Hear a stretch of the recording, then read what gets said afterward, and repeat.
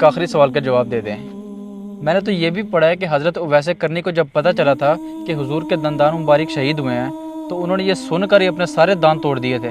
اس کے بارے میں آپ کیا کہیں گے؟ پہلی بات تو یہ ہے کہ یہ بالکل جھوٹی روایت ہے، کسی بھی صحیح حدیث سے اس روایت کا ثبوت نہیں ملتا، اور بالفرض اگر اس روایت کو بقول ان کے سچا مان بھی لیا جائے تو مجھے آپ ایک بات کا جواب دیں، نبی کریم صلی اللہ تعالی وسلم کے جنگ احد میں دندان مبارک شہید ہوئے تھے، تو حضرت اویس کرنی نے اپنے سارے دندان شہید کر دیے تھے۔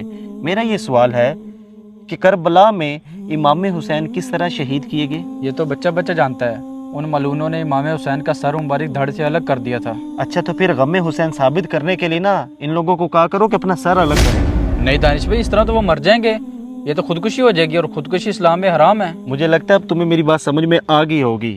میرے بھائی، صرف اپنی جان کو ختم کر دینا خودکشی نہیں ہوتا، اپنے آپ کو تکلیف دینا، ایذا دینا، اپنے آپ کو چھری مارنا، یا اپنا جناب یہ نبض کاٹ لینا، یا آگ لگا دینا، یہ ساری چیزیں خودکشی میں آتی ہیں، اور اس کے بارے میں نبی کریم صلی اللہ تعالی وسلم کا فرمان علی شان کا خلاصہ ہے، جس نے جس چیز کے ساتھ اپنے آپ کو ایذا دی اسے بار بار اس سزا سے، اس تکلیف سے گزارا جائے گا۔ اور آخری بات میرے بھائی، یہ بتاؤ کون سا مسلمان ایسا ہے جس کے دل میں امام حسین کا غم نہیں ہے؟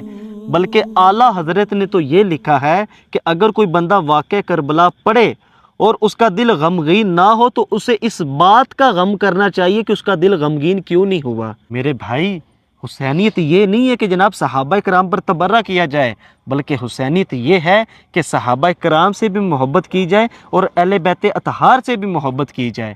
امید ہے آپ کو میری بات سمجھ میں آ گئی ہوگی۔